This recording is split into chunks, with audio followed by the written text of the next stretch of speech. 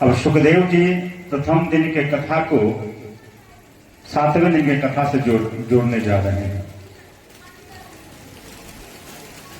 कहते हैं सुखदेव जी राजा परीक्षित से, राजन सदैव कोई भी बात सोच समझ करके बोलना चाहिए।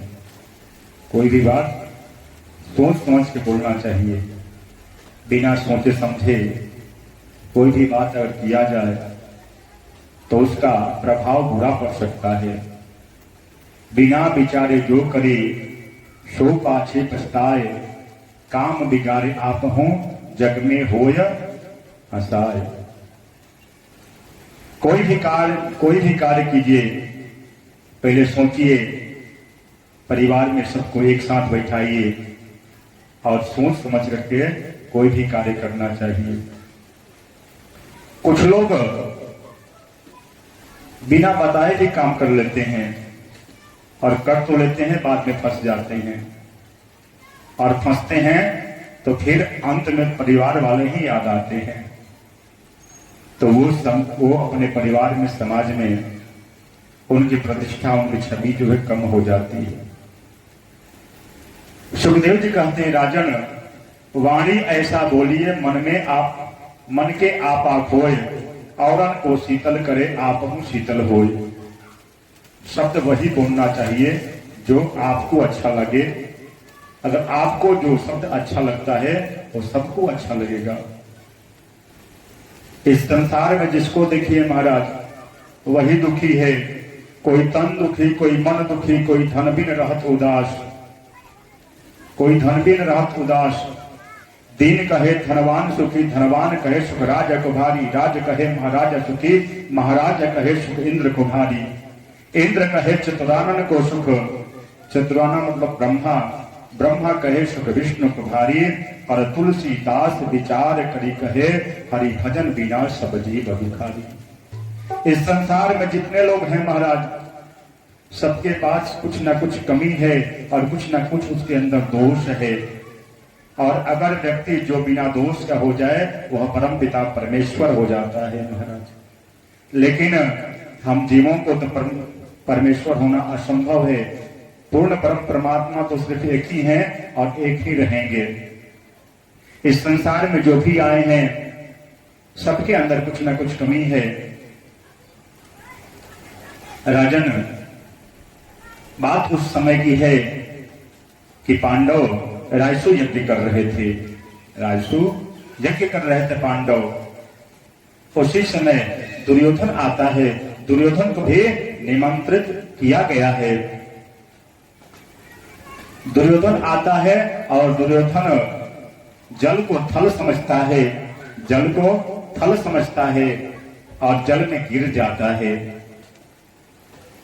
द्रौपदी ठठा करके हंसती है और यह हंसी दुर्योधन के हृदय में जाकर के बैठ जाता है। दुर्योधन के हृदय में जब बैठ जाता है उसके हृदय में घाव हो जाता है। इसलिए दुर्योधन पांडवों को लक्षागिरी में जलाने का प्रयास करता है। 14 वर्ष का वनवास देता है, 1 वर्ष का ज्ञातवास देता है। द्रौपदी को बीच सभा में अपमानित करने का प्रयास करता है, चीरहरण करने का प्रयास करता है। कभी इन पांडवों को विष पिलाना चाहता है। इन सबसे भी थक जाता है। क्यों थक जाता है? इसलिए थक जाता है कि कन्हैया पांडवों के साथ में है। जाके राखे साइयां मार सके न कोई, बाल न बाका कर सके जो जग बैरी होय। जिसका रखवाला कन्हैया हो उसका कोई क्या बिगाड़ सकता है। एक दिन कन्हैया आते हैं पांडवों के पास में और कहते हैं, पांडव तुम लोग की हार निश्चित है, क्योंकि माखन ले गया दुर्योधन। अब तुम लोग के पास तो सिर्फ छाछ बैठा, सिर्फ छाछ बचा हुआ है। पांडव कहते हैं कन्हैया हम लोग की जीत पक्की है, अगर दुर्योधन माखन लेकर के भी गया तो माखन खाने वाले तो हमारे साथ में हैं, और उसको माखन लेने से क्या फायदा जब माखन खाने वाला ही व्यक्ति हमारे साथ में है। भगवान के प्रति विश्वास आस्था ही पांडवों को विजय दिलाता है महाराज। इसलिए हम प्रत्येक व्यक्ति को भगवान के प्रति आस्था और विश्वास रखना चाहिए।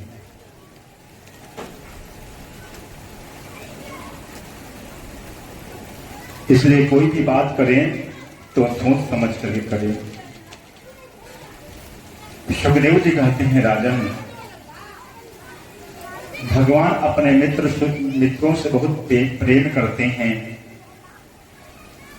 एक मित्र हैं भगवान के जो बचपन के मित्र हैं, इनका नाम है सुदामा। कृष्णस्यासित सखा कश्चित ब्राह्मणो ब्रह्मवित्तमः विरक्तः इंद्रियार्थेषु प्रशांतात्मा जितेन्द्रियः। अब सुदामा चरित्र का प्रसंग सुखदेव जी परीक्षित को सुना रहे हैं। पहले हम थोड़ा सुदामा जी पे चर्चा करते हैं। ये सुदामा जी कैसे हैं महाराज? एकदम वितरागी संत हैं सुदामा जी। नैष्ठिज्ञ हैं, नित्य प्रति संध्योपासन करते हैं, गायत्री मंत्र जप करते हैं। और बचपन में मैंने एक कविता पढ़ा था, उस कविता में लिखा था कि औरन को धन चाहिए बावरी, ब्राह्मण को केवल भिक्षा। औरन को धन चाहिए बावरी, ब्राह्मण को धन केवल भिक्षा। उस समय तो मैं अबोध था, लेकिन मैं शास्त्र का जब अध्ययन करने लगा तो मुझे लगा कि यह बात सरासर गलत है। क्यों गलत है? मेरे शब्द गुरुदेव महाराज कहते हैं, बेटा जो ब्राह्मण याचना करता है, जो ब्राह्मण याचना करता है तो उसका ब्राह्मणत्व नष्ट हो जाता है, उसका ब्राह्मणत्व नष्ट हो जाता है। लेकिन दान लेने का अधिकारी सिर्फ ब्राह्मण होता है। क्यों होता है दान लेने का अधिकारी? क्योंकि ब्राह्मण के पास ऐसा तप होता है कि वह दान को पचा सकता है महाराज। जो ब्राह्मण नित्य प्रतिदिन गायत्री मंत्र का जप करता है वही दान को पचा पाता है। कोई अगर दान देता है तो क्या देता है महाराज? अपने पाप को देता है, अपने ग्रह को देता है। किसी के राहु केतु खराब हो गए, ज्योतिषी जी के पास गया, ज्योतिषी जी कहे कि तुम्हारे राहु खराब हो गए हैं, तुम्हारे केतु खराब हो गए हैं, तुम्हारे बृहस्पति खराब हो गए हैं, तुम्हारे कुंडली में काग बंध्या योग है, तुम्हारे कुंडली में गौ हत्या जैसे पाप का दोष है। कई प्रकार के दोष होते हैं महाराज, उसके लिए दान किया जाता है। मातृ निंदा, पितृ निंदा, गुरु निंदा, ससुर निंदा, गौ निंदा, ब्राह्मण निंदा, जहां तक कि हम लोग चल रहे हैं और चलते हुए पैरों के नीचे कोई चींटी आ जाती है, दब जाती है, अगर हमारे पैरों से उमड़ जाती है तब भी हम पाप कर बैठते हैं महाराज, जाने अनजाने में। किसी को हम अपशब्द बोल देते हैं, उसको अगर बुरा लगता है तो वो भी एक प्रकार से पाप ही है महाराज। भगवान को किसने देखा है? लेकिन प्रत्यक्ष भगवान आपके अंदर भी हैं, हमारे अंदर भी हैं। ईश्वर अंश जीव अविनाशी। हम मनुष्यों के बनाए हुए प्रतिमा का तो पूजन करते हैं, लेकिन जिस प्रतिमा को भगवान बनाते हैं उसके प्रति हमारे दिमाग में ऐसा क्यों आ जाता है ये अमीर है, ये गरीब है, ये छोटा है, ये बड़ा है, सब भगवान के ही अंश है महाराज। गोस्वामी तुलसीदास जी कहते हैं कि सब नर करहि परस्पर प्रीति, चलहि स्वधर्म निरत सुतरीति। हमें सभी से प्रेम करना चाहिए। यहां तक जो वृक्ष होते हैं ना, उनमें भी जीव होता है, उनसे भी प्रेम करना चाहिए, उनको भी समय से जल देना चाहिए।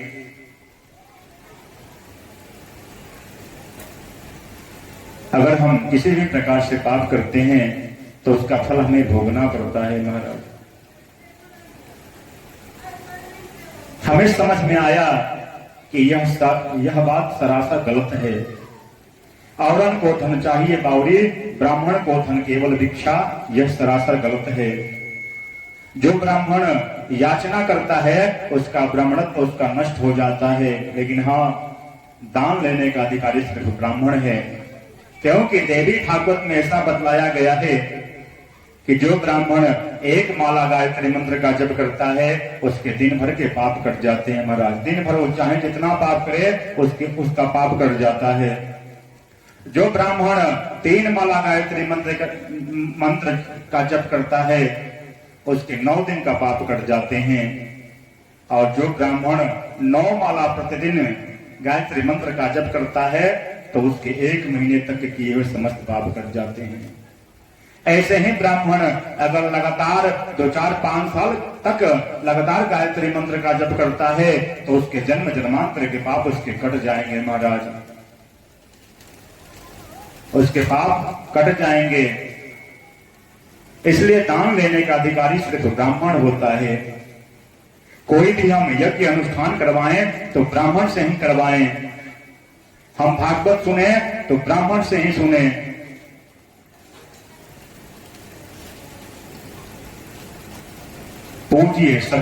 पूजिए विप्र सकल गुणहीना, शूद्र न गुण गण वेद प्रवीणा।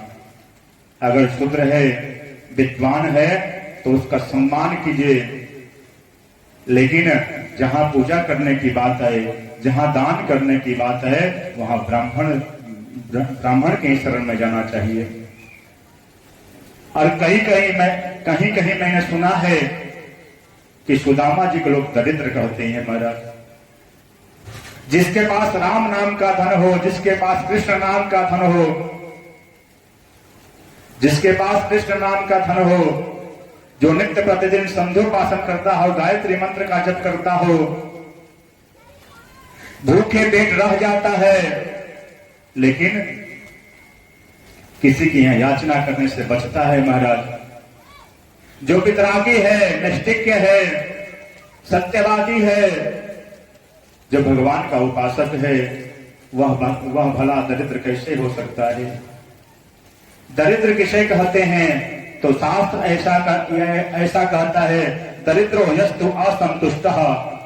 जो असंतुष्ट है उसी को दरिद्र कहा गया है। किसे अगर हम निर्धन व्यक्ति को दरिद्र कहते हैं तो गलत होगा, लेकिन कोई अगर धनवान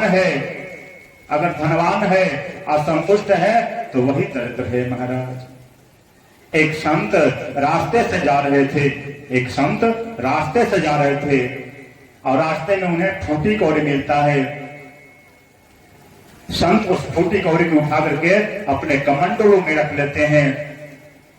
एक व्यक्ति पूछता है कि आप तो संत हैं, आप इस फूटी कौड़ी का क्या करेंगे? संत कहते हैं कि यह बात तो मैं भी जानता हूं कि मैं संत हूं, इस फूटी कौड़ी को मैं क्या करूंगा? यह फूटी कौड़ी मेरे किस काम का? और संत अयोध्या, मथुरा, माया, काशी, कांचवंतिका, द्वारावती इति सप्तपुरी प्रतिष्ठिते। 7 पुरियों में और 4 धामों में मंदिर, मस्जिद, गुरुद्वारा सर्वत्र जाते हैं कि काश कोई मुझे दरिद्र मिल जाए, लेकिन संत थक जाते हैं। लेकिन कहां कोई दरिद्र मिलने वाला है महाराज। गरीब तो उन्हें मिल जाता है, लेकिन वह दरिद्र को खोज रहे हैं। दरिद्र खोजते खोजते परेशान हो जाते हैं, तब थक करके एक बट वृक्ष के पास में आकर के बैठ जाते हैं। उसी समय उनके कानों में आवाज आता है, मारो मारो भागो भागो काटो काटो, मारो मारो भागो भागो काटो काटो। सभी ग्रामवासी, नगरवासी, क्षेत्रवासी भग रहे हैं महाराज अपने अपने प्राणों को बचाते हुए। एक व्यक्ति से संत पूछते हैं कि अरे तुम लोग क्यों भग रहे हो, और यह मैं क्या सुन रहा हूं, मारो काटो भागो, यह मैं क्या सुन रहा हूं। वह कहते हैं कि संत जी आप भी यहां से भग जाइए, नहीं तो पता चलेगा कि आप किसी हाथी के पैरों के नीचे आप आ जाएंगे। संत कहते हैं बताओ तो क्या बात है। वह व्यक्ति कहता है कि बगल वाले राज्य का राजा इस राज्य पे चढ़ाई कर लिया है। संत पूछते हैं क्यों, उसके पास धन का भाव है क्या? उसके पास धन का भाव है इसलिए आक्रमण किया है। वह व्यक्ति कहता है कि अरे उसके पास बहुत धन है। वह राजा देखता है कि जिस राज्य का राजा कमजोर हो जाता है उस पे आक्रमण करता है, आक्रमण करके उस राज्य पे विजय प्राप्त करता है और उस राज्य को भी अपने राज्य में मिला लेता है। वह राजा अपने राज्य का क्षेत्रफल बढ़ाना चाहता है। संत कहते हैं कि जिस दरिद्र को मैं खोजते रहा, अयोध्या मथुरा माया काशी कांति वंचिका द्वारावती इति सप्तपुरी प्रतिष्ठिते। अयोध्या मथुरा माया काशी कांची वंतिका द्वारावती इति सप्तपुरी प्रतिष्ठिते। सातों पुरियों में और चारों धामों में मंदिर मस्जिद गुरुद्वारा मैं सर्वत्र खोजा, लेकिन मैं दरिद्र खोजने में मैं असमर्थ हो गया, लेकिन आज मुझे दरिद्र मिल गया। संत रास्ते पे खड़े हो जाते हैं और दैव संजोग से उसी रास्ते से राजा का रथ निकलता है महाराज। संत रथ को रुकवाते हैं, रोको रोको रोको रोको, और राजा रथ को रोक देते हैं। राजा से संत कहते हैं कि राजन तुम थोड़ा नीचे आओ। राजा नीचे आता है और संत कहते हैं कि तुम अपना हाथ आगे करो। राजा सोचता है कि यह संत है, पता नहीं मुझे क्या आशीर्वाद में दे देंगे, इसलिए राजा अपने हाथों को आगे करते हैं महाराज। और जैसे ही आगे करते हैं संत क्या करते हैं कि अपने कमंडलों से फूटी कौड़ी को निकालते हैं और राजा के हाथों में दे देते हैं। राजा के हाथों में दे देते हैं। राजा को गुस्सा आता है। राजा कहता है आपको पता है मैं कौन हूं, मैं राजा हूं। संत कहते हैं कि राजन मैं आप ही को तो खोज रहा था। मैं अयोध्या मथुरा माया काशी कांची वंतिका द्वारावती इति सप्तपुरी प्रतिष्ठिते। सातों पुरियों में और चारों धामों में मैं गया दरिद्र को खोजने के लिए। मंदिर मस्जिद गुरुद्वारा सर्वत्र मैं गया कि शायद कोई दरिद्र मिल जाए, लेकिन मैं खोजते खोजते मैं आ गया, लेकिन आज आप दरिद्र के रूप में मुझे मिल गए। अब आप लोगों को समझ में आ गया होगा कि दरिद्र किसे कहते हैं। एक राजा को दरिद्र कह सकते हैं, लेकिन अगर किसी निर्धन व्यक्ति को दरिद्र कहते हैं तो यह गलत होगा महाराज। जिसके जीवन में संतुष्टि है वही धनवान है महाराज। चाह गई चिंता नसी मनवा बेपरवाह, जिसको कछु न चाहिए सो ही साहंसा। एक संत को, एक वितरागी संत को अगर कोई दरिद्र कहता है तो यह अनुचित है महाराज। और सुदामा जी तो भगवान के भक्त हैं।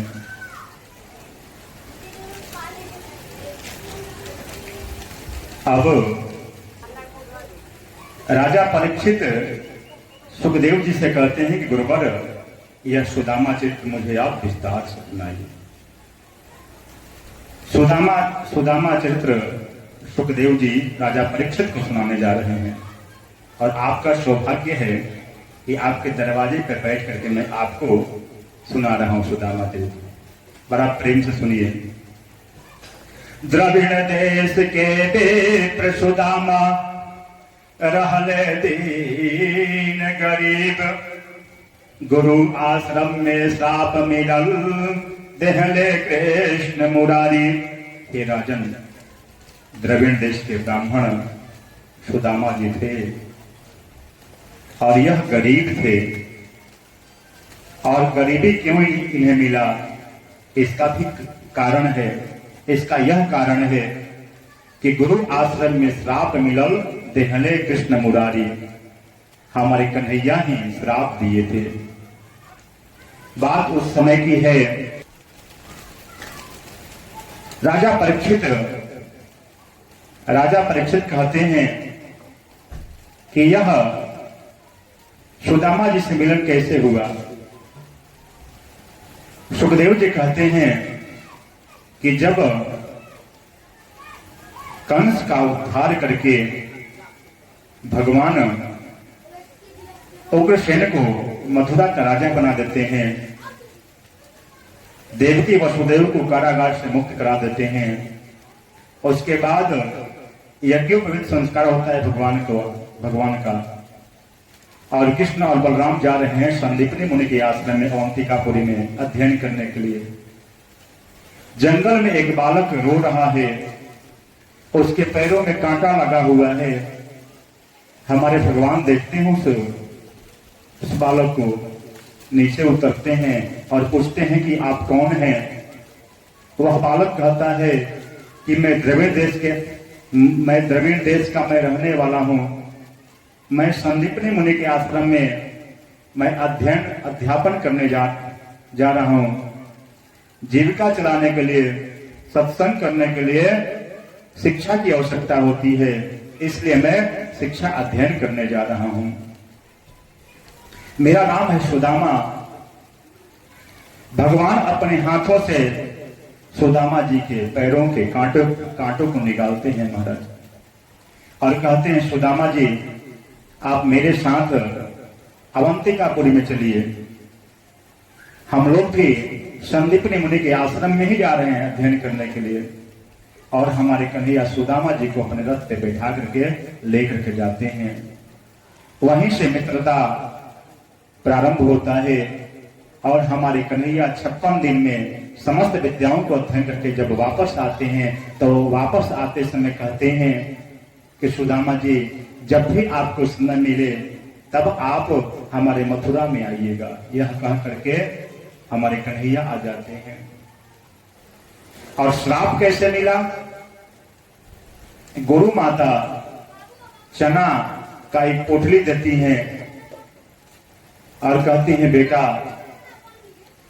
सुदामा और कृष्ण जब भूख लगेगा तो इसको बांट करके खा लेना।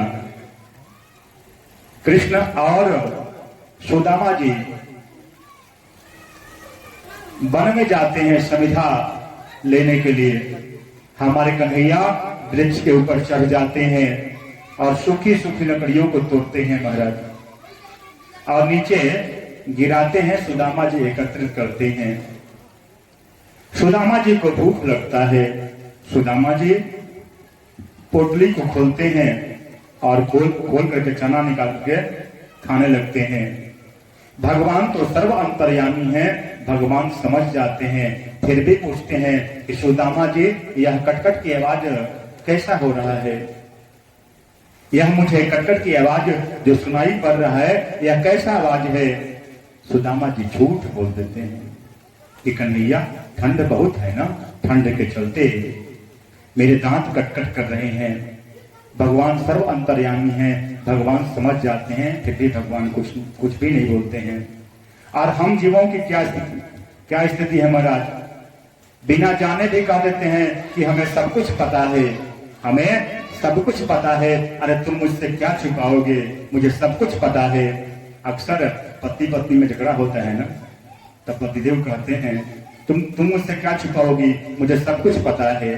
हम बिना जाने हुए भी कह देते हैं कि मुझे सब कुछ पता है, लेकिन भगवान सब कुछ जानते हैं, फिर भी अनजान बन जाते हैं महाराज। ये है भगवान का स्वभाव। भगवान कुछ नहीं बोलते हैं, लेकिन सुनिए, गुरु से कपट और मित्र से छल गुरु से कपट और मित्र से छल, या होइए आन्हर या होइए कोढ़ी। गुरु से कभी भी झूठ मत बोलिए, छल मत करिए, कपट मत करिए, और मित्र से छल मत करिए, मित्र से छल मत करिए। अगर ऐसा करते हैं तो आप या तो आन्हर होखेंगे या कोढ़ी होखेंगे। ये शास्त्र की बातें हैं, ये भागवत की बातें हैं। ये मत सोचिएगा कि मैं अपने मन से कुछ भी बोल रहा हूं।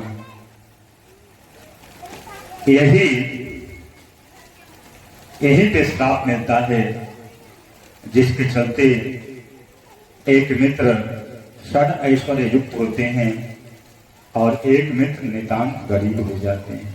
सुदामा जी गरीब होते हैं और भगवान षड ऐश्वर्य युक्त हो जाते हैं।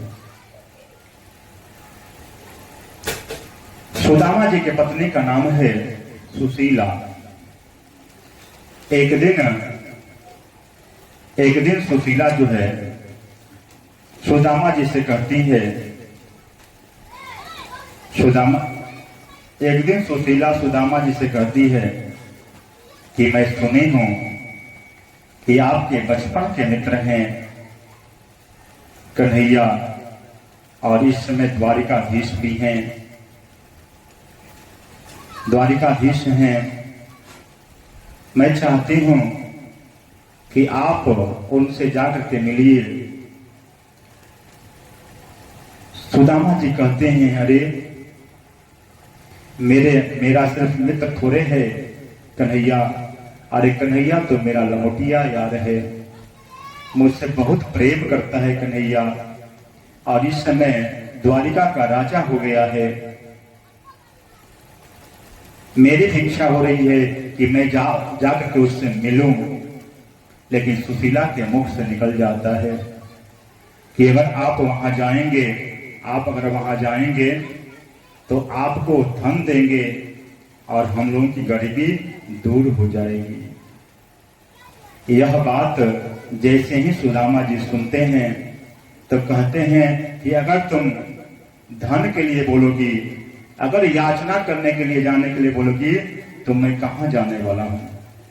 नारी के त्योहार मती दिहल मारी, नारी के त्योहार मती दिहल मारी, नारी के त्योहार मती दिहल मारी, नारी के त्योहार मती दिहल मारी, नारी के त्योहार मती दिहल मारी, ओ नारी के त्योहार मती दिहल मारी, ए नारी के त्योहार मती दिहल मारी।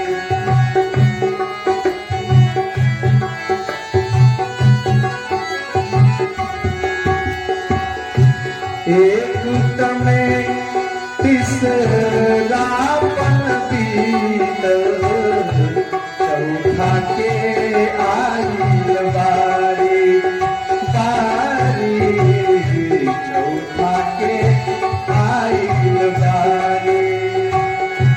एक तमे तीसरा पन बीतल, चौथा के आइल बारी, बारी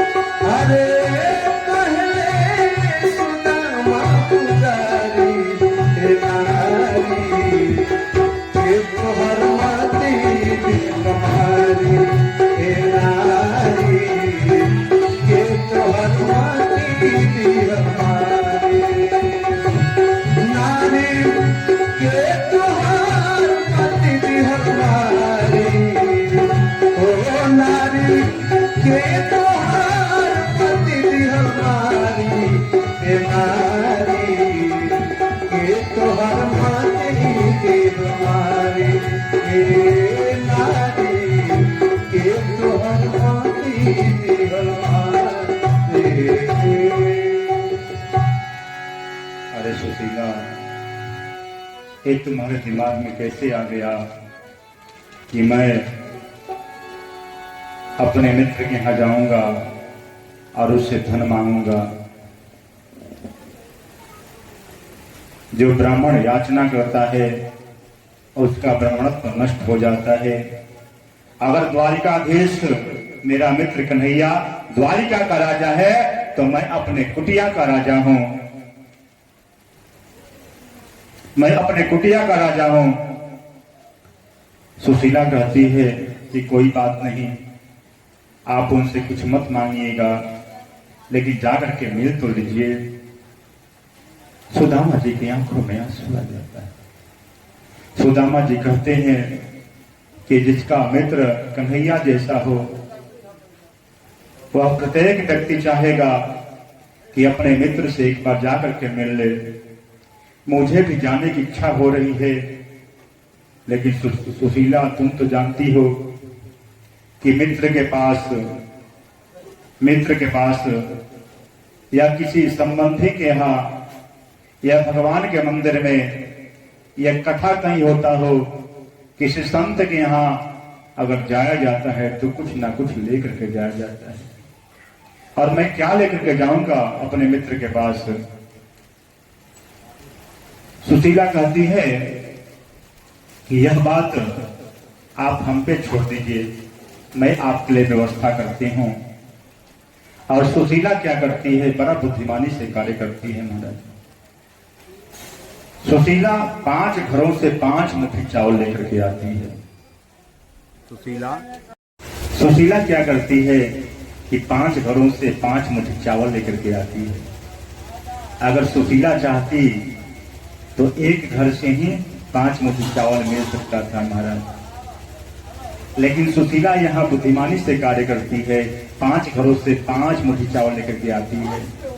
और जब 5 घरों से 5 मुट्ठी चावल आएगा तो कोई चावल मोटा होगा, कोई चावल पतला होगा, कोई चावल अरवा होगा और कोई चावल उसना होगा, कोई चावल खड़ा होगा और कोई चावल टूटा हुआ होगा। सबको एक साथ में मिलाती है और बांधती कैसे है महाराज? बलिसात कपड़े में बांधती है। जो फटा हुआ है, सड़ा हुआ है, उसको धागा से सिलती है और सिल करके उसमें चावल को बांधती है महाराज, ताकि कन्हैया इस चावल को देखें तो उन्हें पता हो जाए कि हमारे यहाँ धन का अभाव है, हमारे यहाँ गरीबी है। इस प्रकार से बुद्धिमानी से सुशीला कार्य करती है। और हमारे सुदामा जी उस चावल को लेकर के जा रहे हैं, कांच में दबाए हुए हैं और लेकर के जा रहे हैं।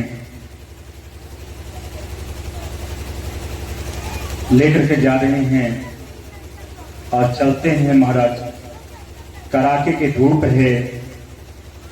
धूप है, नीचे से पैर जल रहा है, ऊपर से सर पे धूप लग रहा है, लेकिन एक ही आस है कि कन्हैया से मिलना है, यही आस है।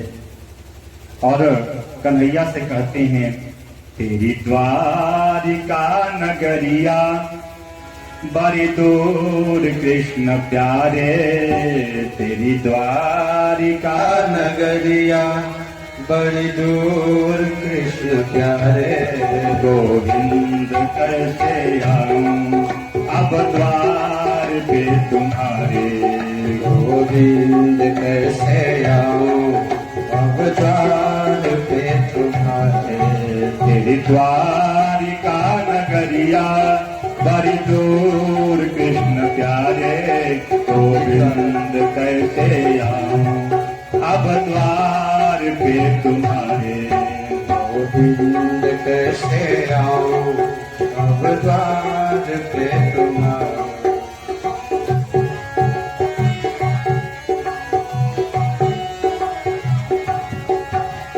दुर्बल सिकाय मेरी अतिशय कटी निराहें, मेरी से कटी राहें दुर्बल सिकाय मेरी अतिशय कटी राहें दुर्बल सिकाय मेरी अति कटी राहें उधर भूख से तड़पता दिल में है तेरी यादें भूख से तड़पता दिल में तेरी यादें गोविंद कैसे आऊं अब द्वार पे तुम्हारे गोविंद कैसे आऊं अब द्वार पे तुम्हारे तेरी द्वारिका नगरिया बड़े दूर कृष्ण प्यारे तेरी द्वारका नगरिया बड़ी दूर कृष्ण प्यारे कैसे आऊं द्वार पे तुम्हारे गोविंद कैसे आऊं अब द्वार पे तुम्हारे ना तन पे वस्त्र कोई कारी कमल वाले तन पे न वस्त्र कोई कारी कमली वाले सूरज से तपती धरती पर गए हैं पाँव छाले सूरज से तपती तपती पाँवों में पड़ गए छाले गोविंद कैसे आऊं अब द्वार पे तुम्हारे गोविंद कैसे आऊं अब द्वार पे तुम्हारे तेरी द्वारिका नगरिया बड़े दूर कृष्ण प्यारे तेरी द्वारका नगरिया बड़ी दूर कृष्ण प्यारे गोविंद कैसे आऊं अब द्वार पे तुम्हारे गोविंद कैसे आऊं अब द्वार पे तुम्हारे ओ यार मेरे दिल पर मेरे प्राण रे कन्हैया प्यार मेरे दिल भर मेरे प्यार देख भैया ओ यार मेरे दिल पर मेरे प्राण रे कन्हैया ओ यार मेरे दिल भर मेरे प्राण देख भैया जी चाहे जी भर ले जा तेरे हवाले नैया चाहे भर ले जा तेरे हवाले भैया गोविंद कैसे आऊं अब द्वार पे तुम्हारे गोविंद कैसे आऊं अब द्वार पे तुम्हारे तेरी द्वारिका नगरिया बड़ी दूर कृष्ण प्यारे तेरी द्वारका नगरिया बड़ी दूर कृष्ण प्यारे गोविंद कैसे आऊं अब द्वार पे तुम्हारे गोविंद कैसे आऊं अब द्वार पे तुम्हारे मेरे नाव के खिवैया बिगड़ी को कर किनारे मेरी नाव को खेवैया बिगड़ी को कर किनारे गोविंद कैसे आऊं अब द्वार के तुम्हारे गोविंद कैसे आऊं अब द्वार पे तुम्हारे तेरी द्वारिका नगरिया बड़ी दूर कृष्ण प्यारे गोविंद कैसे आऊं अब द्वार पे तुम्हारे गोविंद कैसे आऊं अब द्वार पे तुम्हारे गोविंद कैसे आऊं अब द्वार पे तुम्हारे सुदामा जी द्वारिका के लिए निकल गए हैं। सर पे धूप लग रहा है, पांव जल रहा है, तन पे एक ही वस्त्र है, धोती है, आधा पहने हुए हैं, आधा ओढ़े हुए हैं, हाथों में लाठी है, धीरे धीरे जा रहे हैं।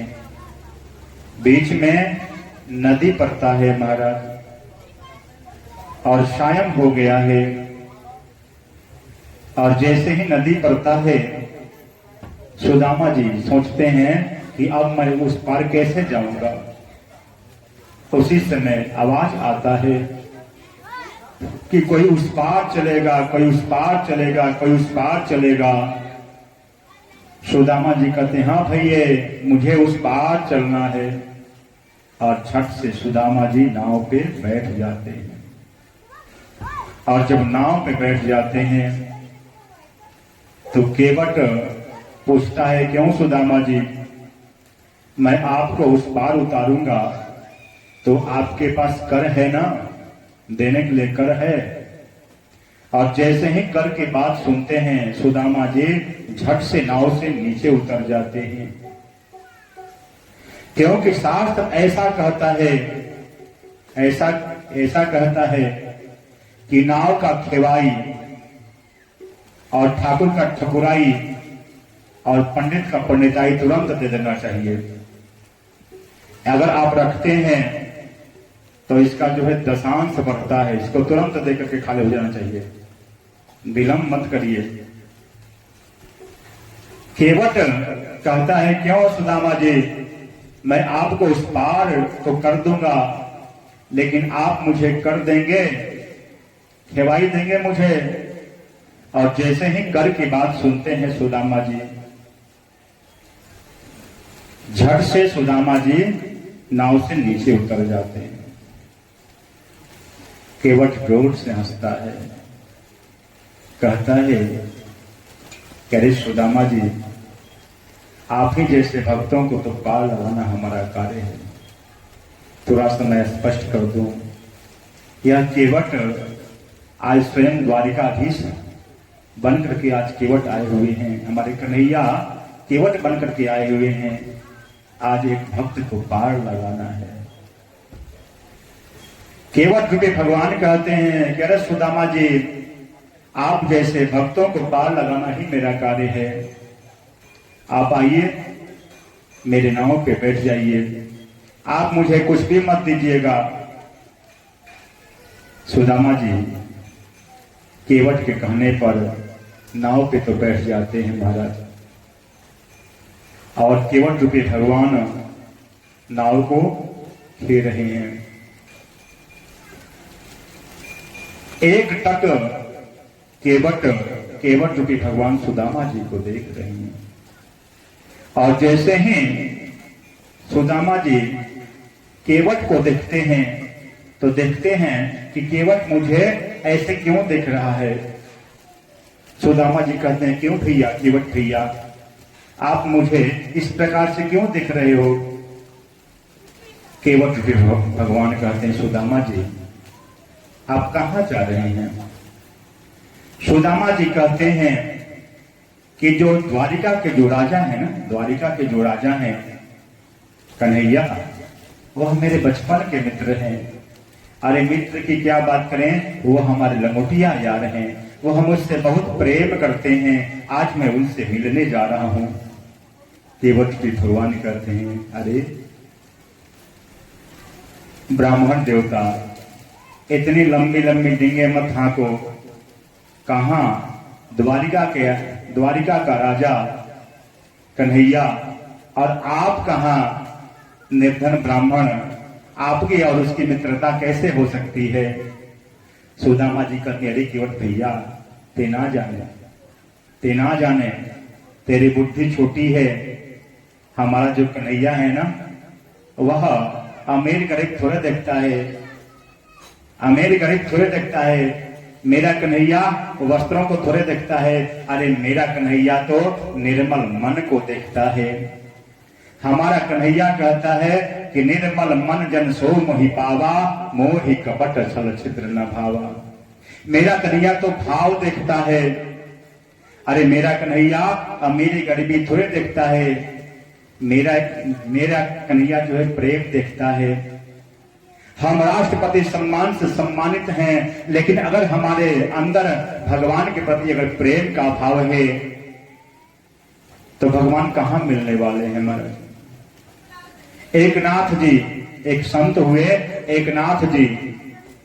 और एकनाथ जी अपने जीवन में प्रतिज्ञा किए थे कि लोग बाबा धाम जाते हैं और जल चढ़ाते हैं, और बाबा धाम जाते समय पता नहीं कितने बार रुकते हैं और कितने बार भोजन प्रसाद पाते हैं, और उसके बाद जाकर के बाबा धाम में बाबा को जल चढ़ाते हैं। और वह अपने जीवन में प्रतिज्ञा किए कि मैं भी बाबा विश्वनाथ को जल चढ़ाऊंगा और मैं जल गंगोत्री से लेकर के आऊंगा। और एकनाथ जी गंगोत्री से जल लेकर के श्रीधाम वृंदावन होते हुए, अयोध्या होते हुए, प्रयाग होते हुए, और जैसे ही काशी पहुंचने वाले हैं और बाबा विश्वनाथ का मंदिर दिख रहा है, उसी समय एक गधा छटपटा रहा है पानी के लिए। एकनाथ जी सोचते हैं कि यह तो गधा पानी के बिना मर जाएगा, इसलिए भोले बाबा को याद करते हैं और उस गधा को एक लोटा पानी अपना पिला देते हैं कि हे प्रभु, यहीं से आप स्वीकार करो इस जल को। और सच मानिए महाराज कि उस गधे से भगवान बाबा विश्वनाथ प्रकट हो गए और कहते हैं, भक्त इस रूप में भी मुझे पहचान लिए। तो भगवान सर्वत्र विराजमान है महाराज। सूर अनेक फिरे कणमांगत, पै पद सूर सुस्वाद कहा, पुनिताल मजीरा बजाती फिरे मीरा मतवारी सिचाह कहा। सिया राम कथा कितनों ने लिखे, पर तुलसी जैसी मर्याद कहा, नरसिंह बसे प्रतिकंबन में पड़काठन को पहलाद कहा। हमारे और भगवान के बीच में जो है महाराज अज्ञानता का पर्दा है, अज्ञानता का पर्दा है। किस चीज की अज्ञानता का पर्दा है? इसको हम लोग धातु की मूर्ति समझ रहे हैं। यहाँ जो आप देख रहे हैं मूर्ति हमारे कन्हैया का, इसको हम लोग धातु का मूर्ति समझते हैं महाराज। लेकिन जिस दिन हमारे मन में यह भाव आ जाए कि यह परम पिता परमेश्वर है, उसी दिन भगवान आपको दर्शन दे देंगे महाराज। एक ग्वालिन नित्य प्रतिदिन जमुना जी में स्नान करती है और वह कन्हैया का दर्शन करना चाहती है। सबसे पूछती है कि कन्हैया कहां मिलेंगे, कन्हैया कहां मिलेंगे, कन्हैया कहां मिलेंगे। एक व्यक्ति कहते हैं कि कन्हैया संतों की झोली में मिलेंगे, संतों के झोली में मिलेंगे। वह ग्वालिन संतों के पास में जाती है और कहती है कि अपना झोला दिखाइए, अपना झोला दिखाइए। तो सारे संत क्या करते हैं कि डांट देते हैं, क्योंकि संतों के झोला में क्या होता है हमारा विभूति होता है। शालिग्राम को लेकर के चलते हैं, ठाकुर जी को लेकर चलते हैं। संत जो है स्पर्श से दूर रखते हैं अपने झोले को। एक संत यमुना जी में जाते स्नान करने के लिए और अपने झोला को बाहर रख देते हैं। ग्वालिन को मौका मिल जाता है महाराज। ग्वालिन क्या करती है, संत के झोला को खोलती है और झोला में एक डिब्बा है, उस डिब्बा में हमारे ठाकुर जी हैं। ग्वालिन के मन में यह भाव जगता है कि देखो ठाकुर जी डिब्बा में बैठे बैठे इनका जो हाथ पैर है ना वह तिरछा हो गया है। ग्वालिन तेल लेकर के आती है और ठाकुर जी को आप मालिश करती है महाराज।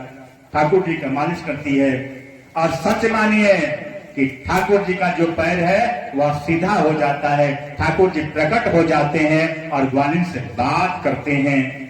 यह जब संत देखते हैं तो संत ग्वालिन के चरणों में गिर जाते हैं और कहते हैं ग्वालिन, संत ग्वालिन के चरणों में गिर जाते हैं और कहते हैं कि अभी तक तो मैं सिर्फ मूर्ति समझता था, लेकिन आज तुम्हारे चलते मुझे विश्वास हो गया कि इस मूर्ति में भी भगवान है।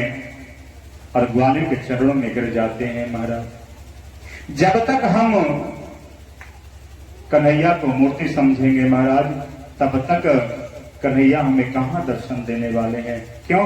क्योंकि हमारे अंदर यह अज्ञानता है इस चीज के कि यह मूर्ति है। और जिस दिन हम समझ जाएंगे कि यह परम पिता परमेश्वर हैं, यही भगवान हैं। मंदिर में हम जाते हैं ना, मंदिर में हम जाते हैं तो हम मंदिर में मूर्ति को किस रूप में देखते हैं? भगवान के रूप में। और जो पुजारी होते हैं वह क्या देखते हैं कि कौन हमारा भक्त अधिक दक्षिणा दे रहा है।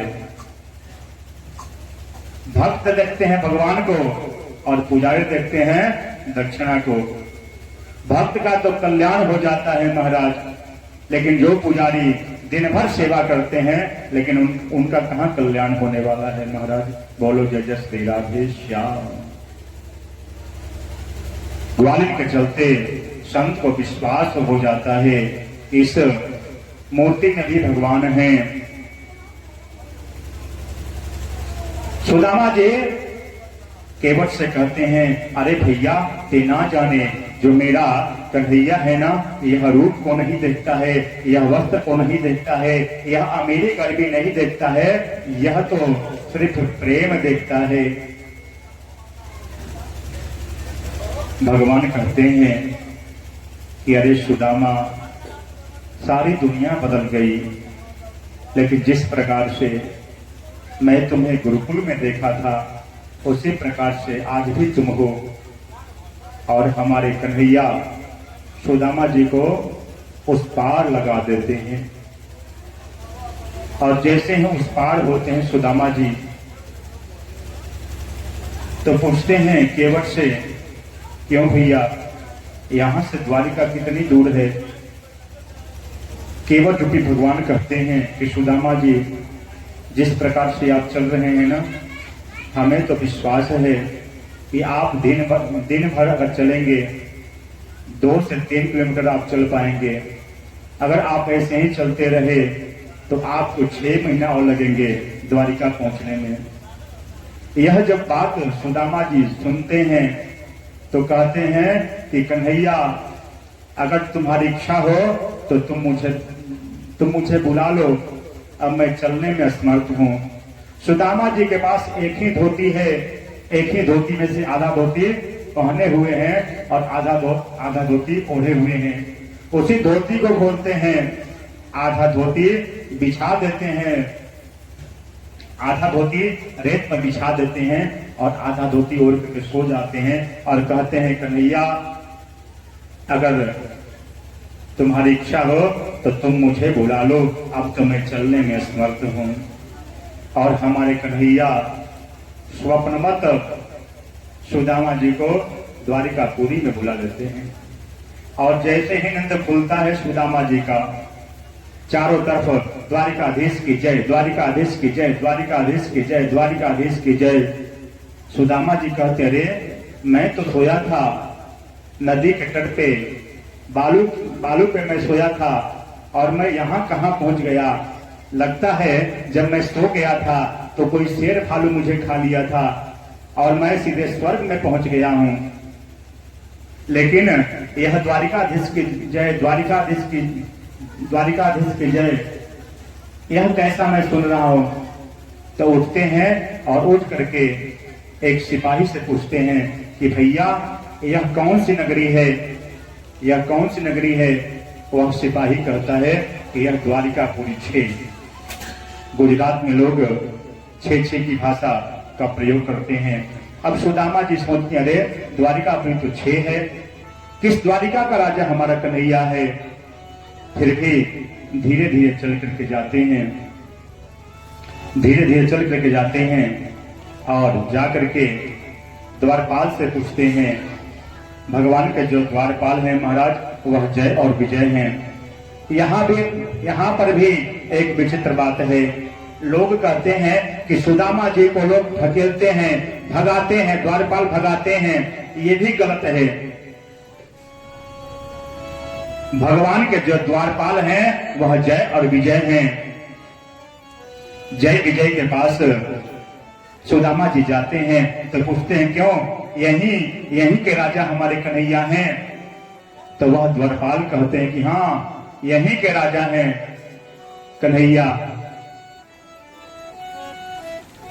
सुदामा जी कहते हैं कि जाकर के कन्हैया से कह दीजिए कि मैं द्रविड़ देश का सुदामा उनसे मिलने के लिए आया हूं, मैं कन्हैया का बचपन का मित्र हूं, बचपन का मित्र हूं। द्वारपाल कहते हैं कि अरे इसमें कौन सी बड़ी बात है, आपके जैसे ब्राह्मण, आपके जैसे संत, आपके जैसे दिन दुखी हमारे कन्हैया के पास नित्य प्रतिदिन आते हैं मिलने के लिए, लेकिन अभी अभी मुझे पता चला है कि भगवान भोजन प्रसाद पा करके विश्राम कक्ष में गए हैं। अगर वह विश्राम कक्ष में चले गए होंगे तब आपको थोड़ी सी इंतजार करनी पड़ेगी।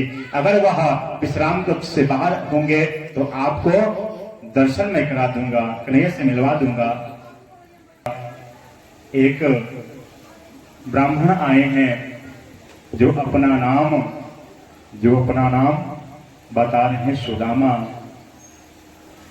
और धोती फटी सिलटी दुपटी और उपायन के नहीं श्यामा।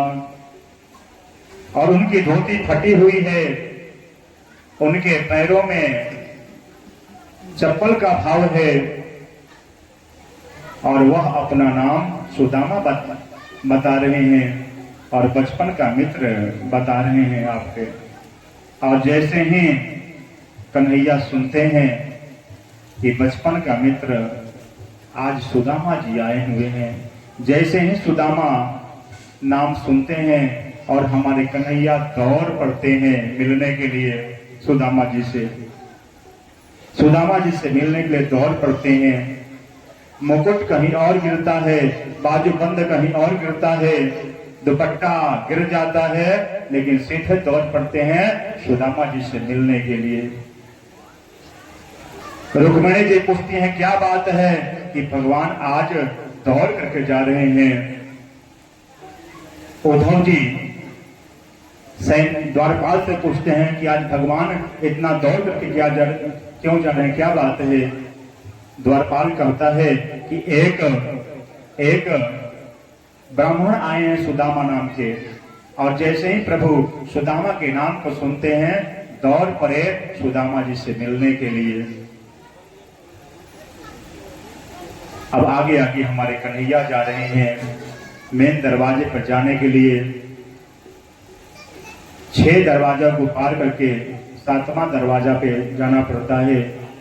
सुदामा जी से मिलने के लिए हमारे प्रभु दौड़ करके जा रहे हैं, नंगे पांव ही दौड़ करके जा रहे हैं, और सुदामा जी को देखते हैं और देख करके सुदामा जी को अपने अंकों में भर लेते हैं और धीरे धीरे अपने महल में लेकर के आते हैं और अपने सिंहासन पे बैठाते हैं। देखी सुदामा की दीन दशा, करुणा करके करुणा निधि रोए। जब हमारे कन्हैया सुदामा जी को देखते हैं, उनकी दीन दशा देखते हैं, तो कन्हैया रोना प्रारंभ कर देते हैं।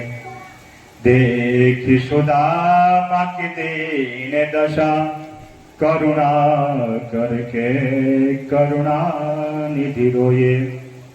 अभी रुक्मिणी जी गई हुई हैं परात लेने के लिए। आज ब्राह्मण आए हैं, और ब्राह्मण संत और गुरु जब भी घर में आते हैं तो उनके पैरों को धुलना चाहिए महाराज। सारे तीर्थ संतों के चरणों में, ब्राह्मणों के चरणों में होते हैं, गुरु के चरणों में होते हैं महाराज। रुक्मिणी जी जाती हैं, परात लेकर के आती हैं और स्वर्ण कलश में जल लेकर के आती हैं। इससे पहले हमारे कन्हैया क्या करते हैं, पानी परात को हाथ छुयो नहीं, नैनन के जल सो पग धोए। ऐसे बिहाय विवाइन सो पग, काष्टक जाल लगे पुन रोए।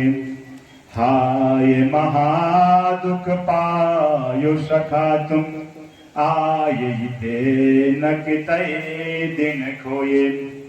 अंकों में भगवान सुदामा जी को भर लेते हैं और भर करके रोते हैं, अपने आसन पे आसीन कराते हैं। अभी रुक्मिणी जी को आने में विलंब है, उससे पहले ही हमारे कन्हैया अपने आंसुओं के जल से सुदामा जी के पैरों को धुलने लगते हैं महाराज।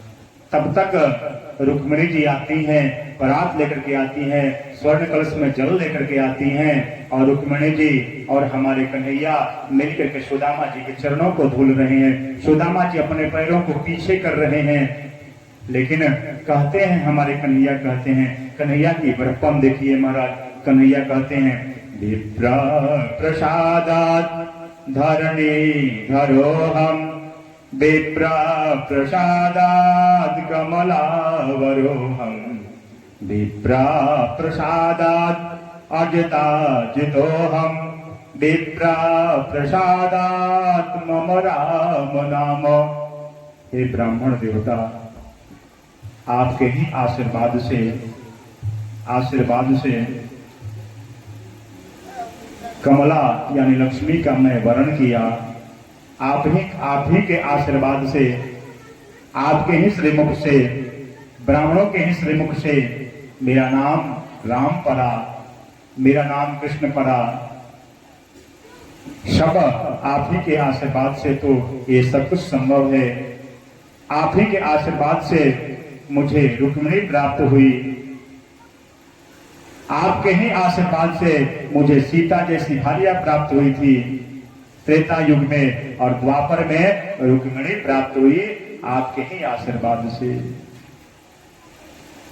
इस प्रकार से कहते हैं, और कहते हैं कि आज राज्य का सारा कार्यभार बंद, आज तो सिर्फ विप्र की सेवा होगी, आज अपने मित्र की सेवा होगी, और सबका छुट्टी कर देते हैं महाराज।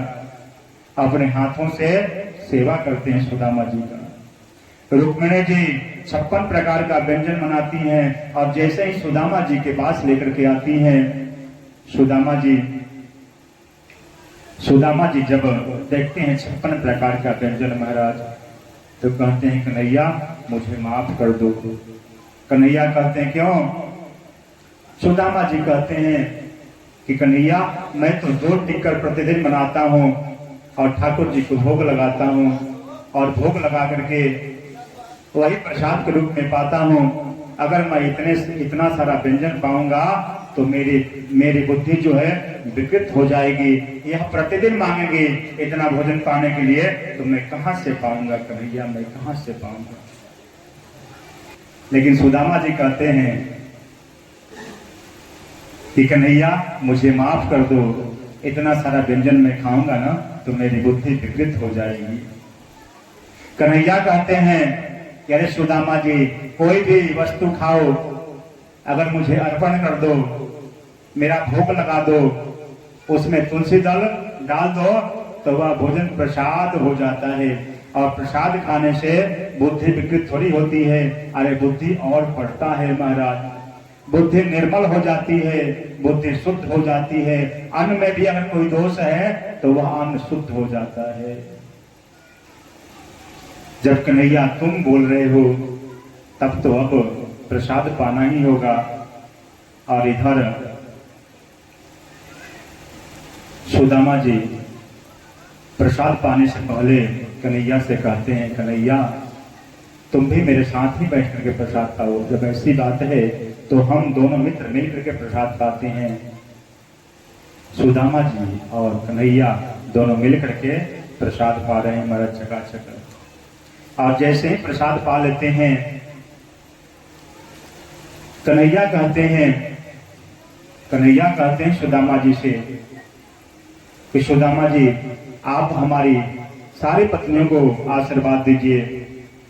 कन्हैया रुक्मिणी को बुलाते हैं, रुक्मिणी आओ सुदामा जी को प्रणाम करो। सत्यभामा को बुलाते हैं, कालिंदी को बुलाते हैं, सत्या को बुलाते हैं, एक एक करके महाराज 6 पत्नियों को बुलाते हैं हमारे कन्हैया। और हमारे सुदामा जी सबको हाथ उठा करके आशीर्वाद देते हैं। आरोग्यवान भव, कल्याण हो, सुखी रहो, सौभाग्यवती रहो, सबको आशीर्वाद देते हैं महाराज। जीवन में प्रणाम का बहुत महत्व है, जीवन में प्रणाम का बहुत महत्व है महाराज। जब त्रेता युग में भगवान का अवतार हुआ था ना, तो भगवान बड़ा सुंदर शिक्षा देते हैं। क्या शिक्षा देते हैं? प्रातः काल उठकर रघुनाथा, मात पिता गुरु ना वही माथा। सुबह सुबह उठ करके माता पिता और अपने गुरुजनों को प्रणाम करते हैं। और हमारा शास्त्र भी कहता है कि अभिवादन शीलस्य नित्यं वृद्धो पसेविनः चत्वारि तस्य वर्धन्ते आयुर्विद्या यशोबलम। सिर्फ प्रणाम करने मात्र से आयु विद्या यश और बल की प्राप्ति हो जाती है। और जीवन में क्या चाहिए? इसलिए आप अपने बच्चों के अंदर प्रणाम करने की शिक्षा दीजिए महाराज। उसे बताइए कि आप सुबह सुबह उठ करके बच्चों, आप लोग सुबह सुबह उठ करके माता पिता को प्रणाम करो, दादा दादी को प्रणाम करो, अपने से बड़ों को प्रणाम करो। और प्रणाम करने मात्र से महाराज आयु विद्या यश और बल की प्राप्ति हो जाती है। और क्या चाहिए? और अन्यथा मत मानिएगा, मैं यहाँ पे आया हुआ हूं ना, दुख मत मानिएगा। मैं धर्म मंच पे बैठा हूं, इसलिए सारी बात बता दूंगा आपको, धर्म की सारी बात बता दूंगा। यह ज्ञान मंच है, ज्ञान मंच से सब कुछ बताना चाहिए। मैं देखता क्या हूं महाराज, ये लोग ठेहुना से ही लोग प्रणाम करते हैं। ये बताइए कि ठेहुना से प्रणाम करेंगे तो क्या मिलेगा? ठेंगा मिलेगा। क्या मिलेगा? ठेंगा मिलेगा। विप्रो के चरणों में अपने शीश को झुकाना चाहिए। माता पिता के अपने चरणों में शीश को झुकाना चाहिए। गुरु के चरणों में अपने शीश को झुकाना चाहिए महाराज। ये न कि ठेहुना से प्रणाम कीजिए। अगर ठेहुना से आप प्रणाम करेंगे तो क्या मिलेगा? ठेंगा। याद कर लीजिए। और प्रणाम करने की भी एक विधि है। बाएं हाथ पे दाहिना हाथ रख करके और दोनों अंगूठों को स्पर्श करके और तब प्रणाम किया जाता है। ऐसा आप करते हैं तो बाएं हाथ से बायां अंगूठा स्पर्श होगा और दाहिने हाथ से दाहिना अंगूठा स्पर्श होगा। इस प्रकार से प्रणाम करते हैं, तब आपको पूर्ण फल की प्राप्ति होगी महाराज। नहीं तो आज कल लोग क्या करते हैं महाराज? ठेहुना को प्रणाम करते हैं। और माताएं कैसे प्रणाम करें? माताएं अपने आंचल से प्रणाम करें महाराज। आंचल क्या होता है? सौभाग्य होता है। आंचल सौभाग्य का प्रतीक होता है। अगर जो माताएं अपने आंचल से किसी को प्रणाम करती हैं तो अपने पति के साथ में प्रणाम करती हैं महाराज। बोलो जय जय श्री राधे। पति और पत्नी दोनों को आशीर्वाद मिल जाता है। कैसे? सिर्फ आंचल से प्रणाम करने से। ठेहुना से प्रणाम मत करिएगा। हमारे यहाँ जब कन्यादान होता है या वर पूजन होता है तो ब्राह्मण देवता लोग ऐसे ही जो है पैर धुलवाते हैं और प्रणाम करवाते हैं। लेकिन ये बात आपको कोई नहीं बताएगा। ये बात मैं सिर्फ आपको मैं ही बता रहा हूं। ये बात कोई नहीं बताएगा आपको।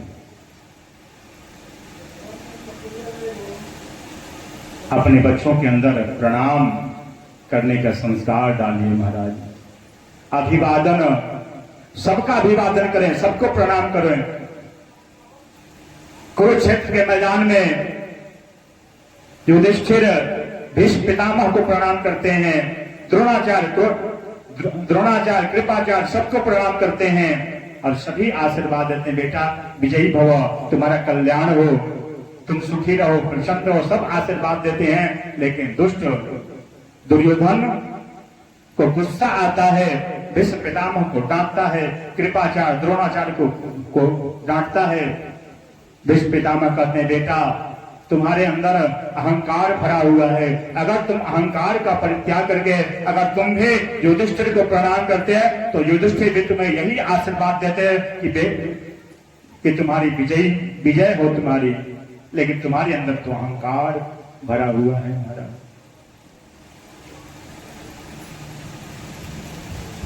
अगर हम झुक करके चलते हैं तो हम आगे बढ़ते हैं महाराज। और जैसे ही अकड़ करके हम चलते हैं तो हम नीचे उतरते हैं महाराज। सीढ़ी पर हम कैसे चढ़ते हैं? तो हम झुक करके चढ़ते हैं सीढ़ी पर ना। सीढ़ी पर हम कैसे चढ़ते हैं? तो हम झुक करके चढ़ते हैं। ये हमारे उत्थान यह दर्शाता है। जो व्यक्ति झुक करके चलता है तो यह दिखाता है कि यह व्यक्ति उत्थान कर रहा है, और जो अकड़ करके चलता है महाराज, यह दर्शाता है कि यह व्यक्ति अब जल्दी धरातल में जाएगा। अकड़ना मुर्दों की पहचान होती है और झुकना जिंदों की पहचान होती है महाराज।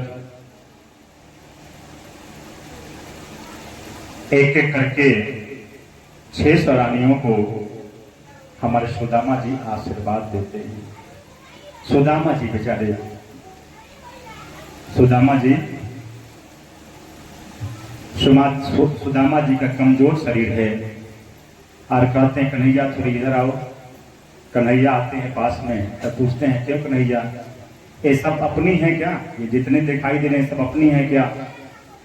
कन्हैया कहते हैं हाँ ये सब अपनी ही हैं, कुल मिलाकर के 16,108 हैं, अपनी ही हैं। मैं सोच रहा था कि कुछ पड़ोस से भी आ गई हैं। ऐसा करो सुदामा कि सबको मेरे तरफ से तुम आशीर्वाद दे दो। ऐसे मैं आशीर्वाद देते रहूं तो पता चलेगा कि और मुझे समय लग जाएगा। मैं थक गया हूं, मेरे तरफ से सबको आप आशीर्वाद दे दो। कन्हैया पूछते हैं सुदामा जी से, सुदामा जी बचपन में हम लोग आपसे पूछते थे सुदामा जी विवाह करोगे, सुदामा जी विवाह करोगे, सुदामा जी विवाह करोगे, तो उस समय तो आप मना करते थे, लेकिन क्या आप विवाह किए हैं? सुदामा जी कहते हैं कि अब मैं क्या बताऊं, माता पिता के कहने पर मुझे विवाह करना पड़ा। माता पिता के कहने पर मुझे विवाह करना पड़ा। कन्हैया कहते हैं कि मैं इसलिए पूछ रहा हूं कि अगर आप होते तो ठीक है, लेकिन भाभी जी हैं तो भाभी जी मेरे लिए क्या भेजी हैं? अब बेचारे सुदामा जी कैसे बताएं कि आपकी भाभी आपके लिए चावल भेजी है। सुदामा जी मन ही मन सोचते हैं कि कन्हैया की जो पत्नियां हैं यह बड़े बड़े राजघरानों की हैं, इनके सामने अगर मैं कहूंगा कि तुम्हारी भाभी तुम्हारे लिए चावल भेजी है तो यह क्या सोचेंगे अपने मन में, इसलिए बात को पलटने का प्रयास करते हैं। कहते हैं कि कन्हैया तुम्हें याद है कि बचपन में गोकुल के गलियों में गोपियां तुम्हारे गालों पे गोबर लगाती थी थोड़ी सी मक्खन के लिए। बहुत प्रकार से बात को बदलने का प्रयास करते हैं, लेकिन सुदामा जी से हमारे कन्हैया कहते हैं ये सब बात छोड़िए, पहले ये बताइए कि मेरी भाभी जी ने मेरे लिए क्या भेजा। तब रुक्मिणी से कहते हैं, रुक्मिणी जी पता है आपको, थोड़ी सी मक्खन के लिए गोपियां जो है कन्हैया को नग्न कर देती थी और नंगे नचाती थी। कन्हैया कहते हैं अरे सुदामा जी आप किसको बता रहे हैं? अरे मुझसे अधिक इनको मेरे बारे में पता है, ये सब बात छोड़िए, लेकिन यह बताइए कि मेरी भाभी ने मेरे लिए क्या भेजा है। एक कवि का भाव है कि सुदामा जी कहते हैं कि आपके लिए आपकी भाभी यह पत्र भेजी है, और जैसे ही हमारे कन्हैया पत्र को लेते हैं तो पत्र में लिखा है कि 1 मास 2 पाक में 2 एकादशी होय, मेरे घर गोपाल जो नित्य एकादशी होय। कन्हैया 1 महीना में 2 पक्ष होता है, कृष्ण पक्ष और शुक्ल पक्ष। प्रत्येक वैष्णव को दोनों एकादशी करना चाहिए, एकादशी का व्रत करना चाहिए, लेकिन कन्हैया मेरे यहाँ तो प्रतिदिन एकादशी का व्रत ही होता है, क्योंकि हमारे यहाँ खाने का भाव है। यह जब कन्हैया पत्रों को सुनते हैं, पत्रों को पढ़ते हैं, तो कन्हैया की आंखों में आंसू आ जाता है महाराज। कन्हैया रोने लगते हैं और कहते हैं भाभी जी होनी सी सो हो गई, अब ना ऐसी होए, तेरे घर भाभी जी नित्य द्वादशी होए। हे भाभी जी, जो होना था वो तो हो गया, लेकिन जाओ आज के बाद से नित्य प्रतिदिन तुम्हारे यहाँ एकादशी का जो पारण होता है द्वादशी में, वह चकाचक प्रत्येक दिन तुम पारण करो, खूब चकाचक 56 प्रकार का व्यंजन बनाओ, तुम भी पाओ। ये तो हो गई कवि की बात, क्योंकि जहां ना ही पहुंचता है रवि, वहां हमारे कवि लोग पहुंच जाते हैं। हमारे कन्हैया कहते हैं, श्रीमान आपका जो कंधा है ना, कंधा जो है यह थोड़ा सा ऊंचा है, इसमें क्या रखे हैं आप? और झट से लपक करके हमारे कन्हैया चावल के पोटली खोलने लेते हैं और कहते हैं कि पत्रम पुष्पम फलम तो यम यो में भक्त्या प्रेक्षति। जो भक्त मुझे कुछ देता है तभी मैं उसे कुछ देता हूं, जो भक्त मुझे भाव देता है तब मैं उसका कल्याण करता हूं। जो भक्त के पास जो कुछ भी होता है जब मुझे देता है तभी मैं उसे देता हूं। देहि में ददामिते, हे सुदामा जी, जब तुम मुझे दोगे तभी तो मैं तुमको दूंगा, अगर बचाते रहोगे तो मैं तुम्हें कुछ भी देने वाला हूं नहीं। और जैसे ही सुदामा जी के चावल को भगवान लेते हैं और चावल को देखते हैं तो समझ जाते हैं कि सुदामा जी के जीवन में अभाव है। भगवान तो सर्व अंतर्यामी है। प्रथम मुट्ठी चावल लेते हैं और लेकर के कहते हैं कि अनेना, जो सुख इंद्र को स्वर्ग में प्राप्त होता है वह सारा सुख, सारा ऐश्वर्य सुदामा जी को मिल जाए, और एक मुट्ठी चावल खा लेते हैं महाराज। दूसरा मुट्ठी चावल उठाते हैं और कहते हैं कि अनेना, जो मृत्यु लोक पे मानव को सुख प्राप्त होता है वह सारा सुख सुदामा जी को मिल जाए। और तीसरा मुट्ठी चावल उठाते हैं और यह बोलने जा रहे हैं कि अनेना, वैकुंठ लोक में जो सुख हमको प्राप्त होता है वह सारा सुख सुदामा को मिल जाए, यह बोलने ही जा रहे थे। उसी समय रुक्मिणी हाथों को पकड़ लेती है और अंदर आत्मा से कहती है कि अरे प्रभु, यह आप क्या कर रहे हैं? अरे ब्राह्मण को आप वैकुंठ भी दान कर रहे हैं, अगर वैकुंठ दान कर देंगे तो हम लोग कहाँ जाएंगे? हाथ पकड़ लेते और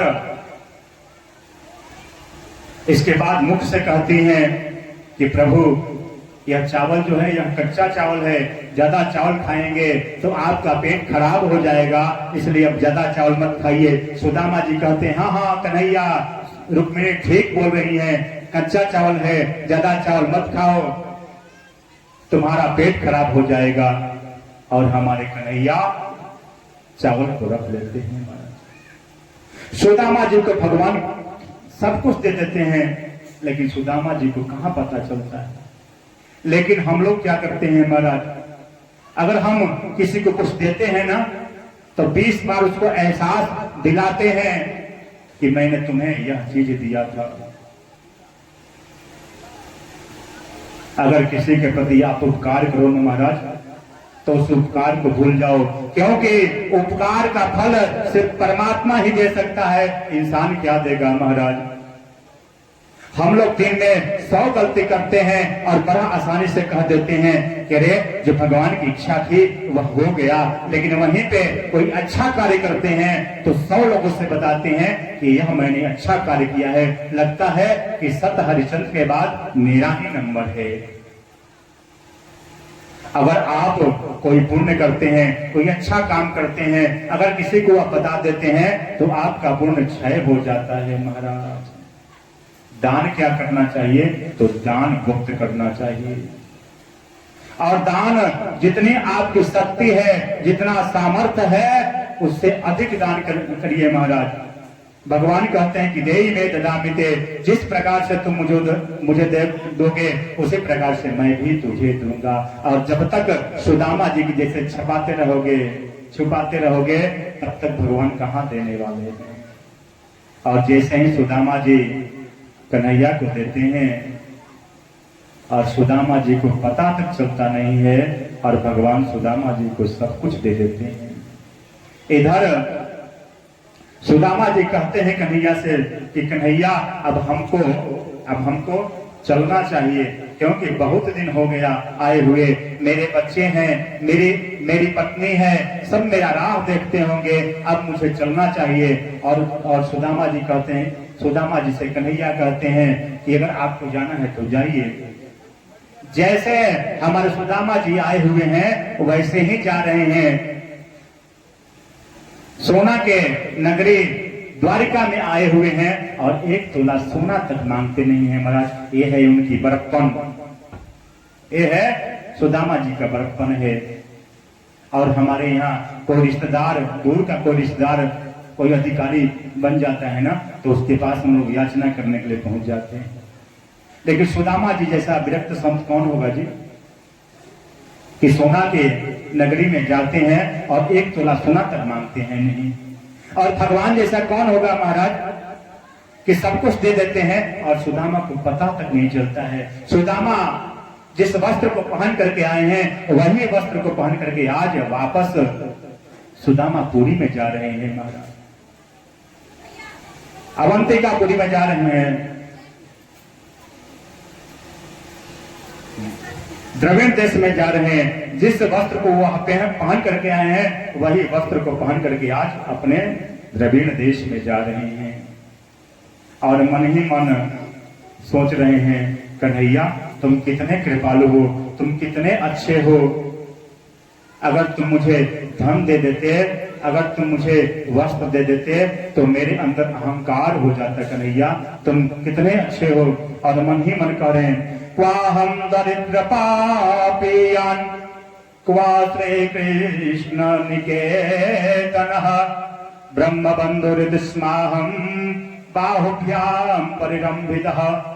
क्वाहम दरिद्र पापियान क्वा कृष्ण श्री निकेतनः ब्रह्म बंधुरिदस्माहं बाहुभ्याम परिरंभितः। कहां मैं दरिद्र पापी और कहां आप लक्ष्मीपति। मेरे मित्र, आप बड़े कृपालु हैं, आप बड़े दयालु हैं, आप कृपा के सागर हैं। अगर आप मुझे संपत्ति दे देते, अगर आप मुझे धन दे देते तो मैं अहंकारी हो जाता और मेरा भक्ति छूट जाता महाराज। मन ही मन कन्हैया का गुणगान करते हुए द्रविड़ देश में जा रहे हैं।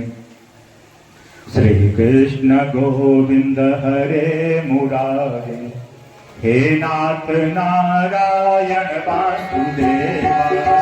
कृष्ण गोविंद हरे मुरारी, हे नाथ नारायण वासुदेवा।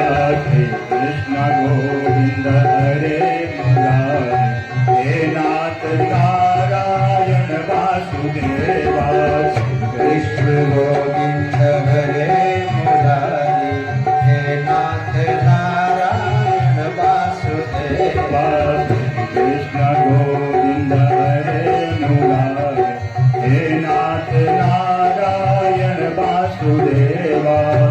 कृष्ण गोविंद हरे मुरारी, हे नाथ नारायण वासुदेवा। एकदम शांत स्वभाव है सुदामा जी का। तुलसीदास जी कहते हैं, तुलसी मगन भये हरि गुण गाई के।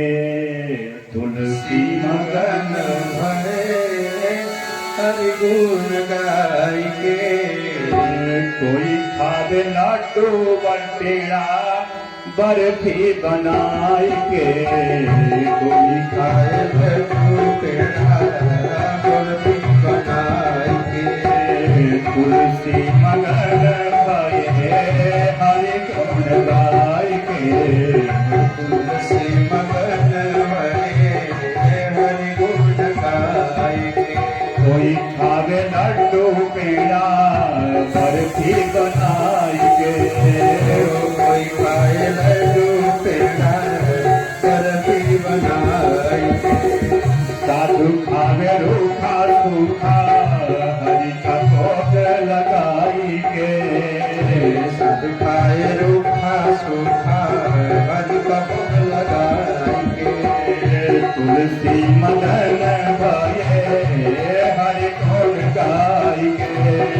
तुलसी मगन भये हरि गुण गाय के। कोई चले हाथी घोड़ा पालकी सजाई के, कोई चले हाथी घोड़ा पालकी सजाए, कोई चले हाथी घोड़ा पालकी सजाई के, कोई चले हाथी घोड़ा पालकी सजाए के, साधु चले पैदल पैदल चींटी बचाई के, साधु चले पैदल पैदल चींटी बचाए के, तुलसी मगन पाए हरि गुण गाय के, तुलसी मगन हरे हरि गुण गाए के, कोई खावे लड्डू पेड़ा बर्फी बनाई के, कोई खावे लड्डू पेड़ा बर्फी बनाए के, तुलसी मगन पाए हरि गुण गाय के, तुलसी मगन हरे हरि गुण गाए के, कोई भोज साला दुसाला रेशमी मंगाई के, कोई रश्मि मंगाए के, कोई भोज साला दुसाला रेशमी मंगाई के, कोई साला रश्मि मंगाए के, साधु और काले कमली दुनिया रमाई के, साधु है बंदी काली कोई यार माए के, तुलसी मगन खाए हरि गुण गाय के, तुलसी मगन हरे हरि गुण गाए के, कोई खाने लड्डू पेड़ा बर्फी बनाई के, कोई खावे लड्डू पेड़ा बर्फी बनाए के, सुदामा जी एकदम विरक्त संत हैं, कन्हैया का गुणगान करते हैं और कहते हैं कन्हैया अगर आप मुझे धन दे देते, मुझे संपत्ति दे देते तो मेरे अंदर अहंकार हो जाता, मेरी भक्ति छूट जाता और धीरे धीरे पहुंच रहे हैं द्रविड़ देश में। और जैसे ही द्रविड़ देश में पहुंचते हैं तो देखते क्या हैं कि जहां मेरी टुकही मरैया थी वहां आज कंचन महल बने हुए हैं। जहां मेरी टुकही मरैया थी वहां कंचन महल बने हुए हैं। और जैसे ही महलों को देखते हैं सुदामा जी महल को देख करके डर जाते हैं, कहते हैं कि यहाँ तो मेरी टुकही मरैया थी और यहाँ आज महल कैसे बन गया। सोचते होंगे, सुदामा जी सोचते हैं कि जब मैं द्वारिका चला गया था तो मेरी पत्नी को अभाव समझ में आया होगा, इसलिए किसी सेठ को बेच करके अपनी झोपड़िया कहीं चली गई होगी। लेकिन मैं जरा पूछूं सेठ से कि सेठ जी मेरी पत्नी और मेरे बच्चे कहाँ चले गए। और जैसे ही महल के पास में आते हैं तो द्वारपाल हैं, द्वारपालों से सुदामा जी पूछते हैं कि अरे यह किसका भवन है। द्वारपाल कहते हैं कि यह सुदामा जी का भवन है। सुदामा जी कहते हैं कि मेरे नाम के कोई सेठ होंगे जो मेरे द्वारिका जाने के बाद यहाँ पे भवन बनवा लिए होंगे। द्वारपालों से सुदामा जी कहते हैं कि जाकर के अपने सेठ को बुलाओ, मैं उनसे मिलना चाहता हूँ, मैं उनसे पूछना चाहता हूँ कि मेरी बीवी और मेरे बच्चे कहाँ चले गए। द्वारपाल कहता है कि अरे अभी तो वह द्वारिका गए हुए हैं। जैसे ही द्वारिका का नाम सुनते हैं सुदामा जी तो कहते हैं लगता है कि टेढ़ी टांग वाला कोई लीला कर दिया है। पूछते हैं कि जाकर के बुलाओ, सुदामा जी की पत्नी तो होंगी। द्वारपाल कहते हैं ठीक है मैं जा रहा हूं। इसके बाद तो तुरंत उनके मुंह से निकल जाता है, सुदामा जी के मुंह से, कि अरे कितने दिन हो गए हुए। द्वारपाल कहते हैं कि पूरे 1 साल हो गए। अब हमारे सुदामा जी को विश्वास हो जाता है कि अरे 1 साल से तो मैं ही गया था, लेकिन अगर मेरी पत्नी होगी तो आएगी तब तो पता चल ही जाएगा। और जैसे ही सुदामा जी की पत्नी सुशीला आती है तो देखते क्या है सुदामा जी, ये उनकी पत्नी पहले पतली दुबली थी और आज मोटी हो गई है महाराज। जब सभी प्रकार का ऐश्वर्य मिलता है तो व्यक्ति मोटा हो जाता है, और जैसे ही मोटा होता है महाराज कई प्रकार का व्याधि घेर लेता है। ये मत सोचिए कि सुख मिल गया तो चकाचक एसी का आनंद लें। एसी का आनंद मत लीजिए, काम करिए। जितने काम करिएगा उतने ही आपका शरीर स्वस्थ रहेगा और मोटा होने से बच जाइएगा। बोलो जय जय श्री राधे श्याम। सुशीला को सभी प्रकार का ऐश्वर्य मिलता है महाराज, इसलिए सुशीला मोटी हो जाती है। और जैसे ही हमारे सुदामा जी देखते हैं सुशीला को तो पीछे घूम जाते हैं और कहते हैं कि ये मेरी पत्नी हो ही नहीं सकती है, और वन में जाने के लिए तैयार होते हैं। सुशीला दौड़ करके आती है और सुदामा जी के चरणों में गिर जाती है और कहती है कि प्रभु आप कहाँ जा रहे हैं? मैं आपकी धर्मपत्नी हूँ, आप मुझे छोड़ करके क्यों जा रहे हैं? सुदामा जी की आंखों में आंसू आ जाता है। सुदामा जी कहते हैं अरे तुम तो यही चाहती थी ना कि मैं द्वारिकाधीश के पास में जाऊं और उनसे मैं धन मांग करके लेकर गया हूं। तुम्हें तो धन चाहिए था और मुझे भक्ति चाहिए था। भगवान की कृपा से मुझे भक्ति मिल गया, मुझे कन्हैया का दर्शन हो गया। तुम्हें धन चाहिए था, तुम्हें धन मिल गया। आप खूब चकाचक सोने का सब्जी बनाओ और चांदी का रोटी बनाओ और चकाचक पाओ, और मैं तो चला वन में। अगर मैं इस सुख सुविधा में रहूंगा तो मेरी भक्ति छूट जाएगी। सुशीला झट से सुदामा जी के पैरों को पकड़ लेती है और कहती है प्रभु जब आप ही वन चले जाएंगे तो मैं यहाँ कैसे रहूंगी, मैं यहाँ कैसे रहूंगी। सुशीला भी सुदामा जी के साथ जाने के लिए तैयार होती है तो भवन से आवाज आता है कि अरे सुदामा जी कहाँ चल दिए। और जैसे ही सुदामा जी कन्हैया की आवाज को सुनते हैं महाराज दौड़ करके भवन में जाते हैं तो देखते क्या है कि सुदामा जी देखते क्या है कि कन्हैया भवन के अंदर बैठा हुआ है और मुस्कुरा करके कह रहा है कि अरे सुदामा जी कहाँ जा रहे हैं? सुदामा जी रोने लगते हैं कि अरे कन्हैया तुमने मुझे इतना कुछ दे दिया और तुमने मुझे बताया क्यों नहीं? अरे कन्हैया यह सब धन वैभव और ऐश्वर्य लेकर के मैं क्या करूंगा? मेरी भक्ति छूट जाएगी कन्हैया। मैं तो सिर्फ 2 टिक्कर बनाता हूँ और ठाकुर जी को भोग लगाता हूँ, उसी को पाता हूँ और मैं उसी में संतुष्ट हो जाता हूँ कन्हैया। मुझे यह सब धन दौलत नहीं चाहिए कन्हैया, मुझे तो तुम्हारे से भक्ति चाहिए। सुदामा जी रोने लगते हैं। कन्हैया कहते हैं सुदामा एक काम करो, यह जो कुछ भी दिया हुआ है मेरा दिया हुआ है और इसे तुम प्रसाद समझ करके ग्रहण करो। इसे तुम प्रसाद समझ करके ग्रहण करो और जो भी भोजन बनाओ ठाकुर जी को भोग लगाओ, अपने भी चकाचक खाओ, परिवार वालों को भी खिलाओ, जितने रिश्तेदार हैं सबको खिलाओ, ग्रामवासी नगरवासी क्षेत्रवासियों को खूब चकाचक खिलाओ। और दान दिए धन ना घटे, जो सहाय रघुवीर, पक्षी के जल पिबत सो घटे न सरिता नीर। चकाचक धन दान करो। किसी की बिटिया का विवाह हो रहा है उसमें कुछ दान करो।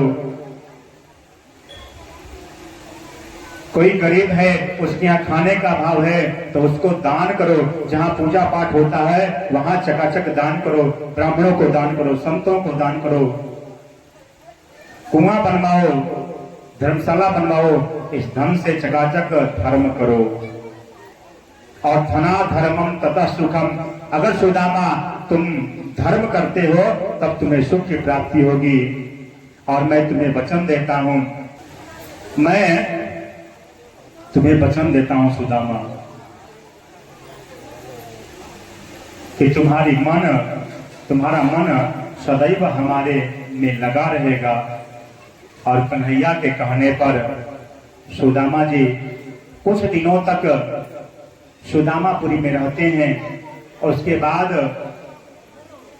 वन में चले जाते हैं, भगवान की भक्ति करते हैं और भगवान के गोद के अधिकारी हो जाते हैं। तेरी द्वार देखो देखो ये गरीबी कहाँ, कृष्ण के दर पे विश्वास लेके आया हूँ। मेरे बचपन का यार है मेरा श्याम, यही सोच कर मैं आस करके आया हूँ।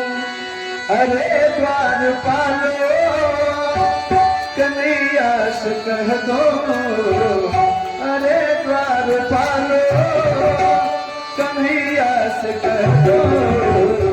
इधर पे सुदामा कली पागला है, इधर पे सुदामा कली पागला है।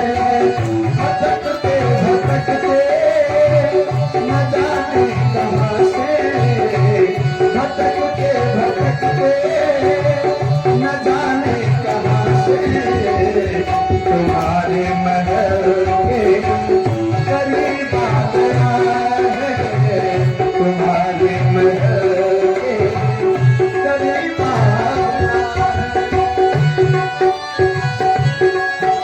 सुदामा जी की जय हो।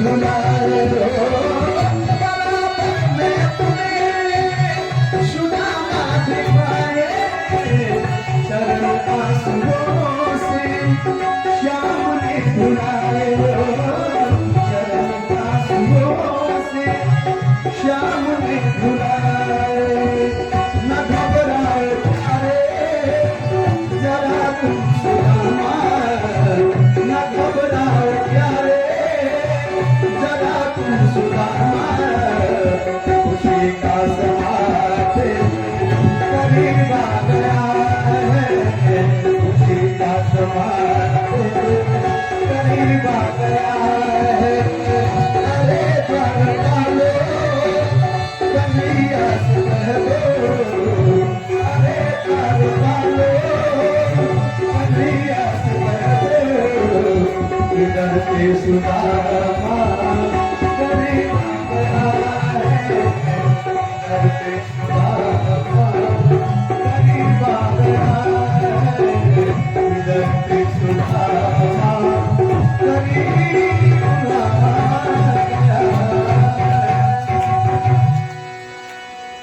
इस प्रकार से सुदामा चरित्र परिपूर्ण होता है।